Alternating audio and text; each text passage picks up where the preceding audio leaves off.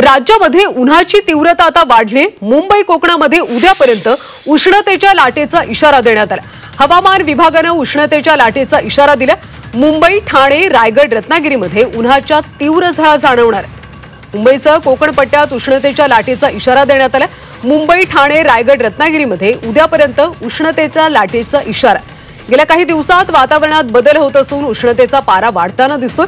मुंबईसह आजूबाजूच्या जिल्ह्यात देखील तापमानात वाढ झाली।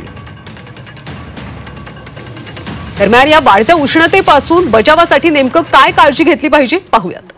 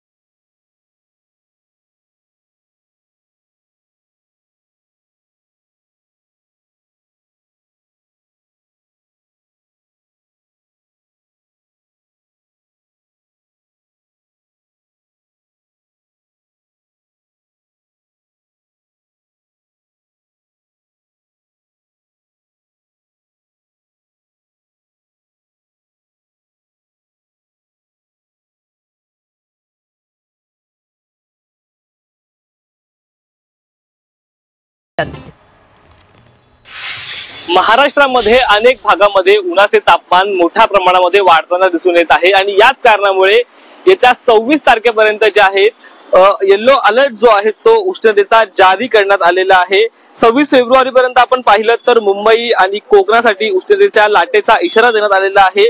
राज्यात उन्हाची तीव्रता वाढली असून 26 फेब्रुवारी पर्यंत हा अलर्ट जो आहे तो जारी केलेला आहे। तर यामध्ये आपण पाहिलं तर मुंबई, कोकण, ठाणे, रायगड आणि रत्नागिरी मधील काही भागांमध्ये जे आहे हा उष्णतेचा येलो अलर्ट जो आहे तो जारी करण्यामध्ये आलेला आहे। आजचं आपण तापमान पाहिलं तर ठाण्यामध्ये जे आहे ते 38 अंश आहे आणि त्याचबरोबर मुंबईमध्ये आपण पाहिलं तर हे तापमान जे आहे ते काही भागांमध्ये 40 अंशापर्यंत देखील जाताना जे आहे ते दिसून आलेलं आहे।